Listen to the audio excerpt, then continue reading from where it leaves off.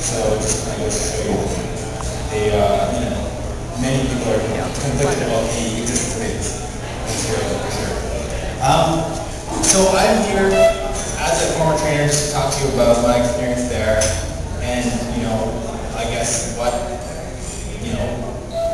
it did for journalists there, what it did for me. So Sierra Leone, I don't know this or not, but it's the least, according to the UN, it's the least developed country in the world. So that's literacy, access to human rights, the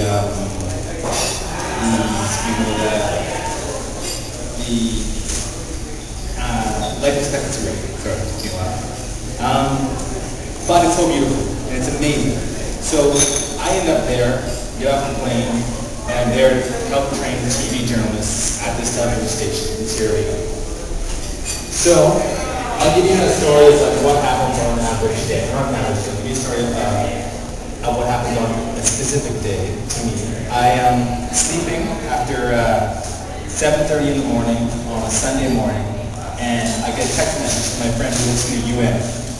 The text says, "Don't go outside, there's a riot near your house."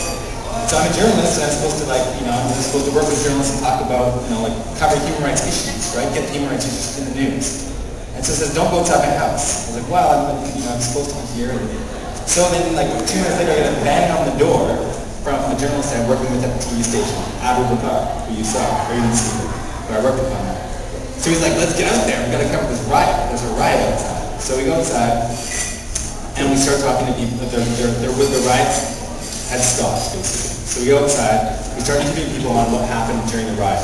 Supposedly, a taxi driver had been attacked by the police, and so then there was massive riot because of this, because they don't have, the police are attacking civilians, and so they're just completely frustrated, right? So we're interviewing people, and then everyone starts throwing stuff back on the road and scattering. So we're kind of looking around, and then we look down one road, and there's cops coming this way. We look down the other road, cops coming this way, and then my eyes start to hurt. And so then I'm getting, it's tear gas. I was like, I've never been tear gas before. So I run behind a massive cotton tree, and I hide it. And then I look out, and on the road, right in the middle of this area where all this junk is going to throw on the road, there's 6 journalists standing there.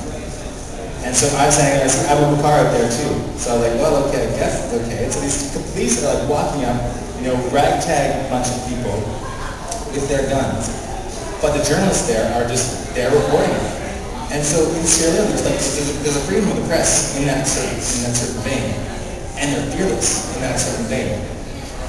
But what we did that day is I worked out with Abu Bakar. I walked out and stood with him. We watched this happen, filmed it, and then he put all that stuff on the news. And so the big thing is that we're helping JHR, I guess, trainers, is helping get their words to the masses, right? He's understanding how to video edit. He's understanding how to shoot a camera. He's understanding how to build a scene.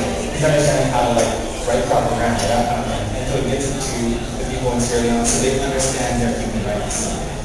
So I thought that was what I was saying. I was talking to some of my friends over there, former trainers right there. That doesn't happen every day. That was the only ride I was in Sierra Leone at all. So there's a lot of these, the kind of issues we're dealing with are access to water, access to women's rights. Those kind of things are happening every day. But what I think it demonstrates is that these people in Sierra Leone are frustrated because no one's listening to them. A lot of people said the Sierra Leone's war from 1990 to 2001 was due to frustration, social frustration, because no one had a voice. No one was listening to them. There was no one saying this is what's going on in this country. And so I think that riot kind of demonstrated to me that people are angry. The cops, cops to a certain degree. Obviously, there's great cops, there's bad cops, but the people didn't feel that the cops were listening to them, that were protecting them. So just working with Abu Bakar and that story, that day was his first time he completely shot his story, and he completely edited it, he completely voiced it over. And it would be great to show you that story today because,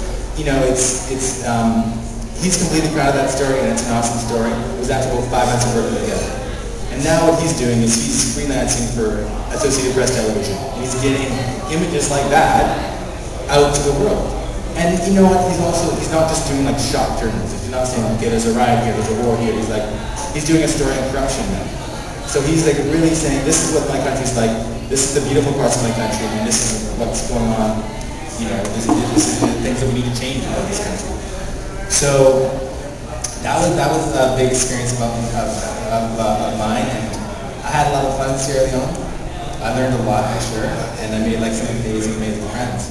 So yeah, I think JHR is, the way JHR works as far as putting one person in a media house is really powerful.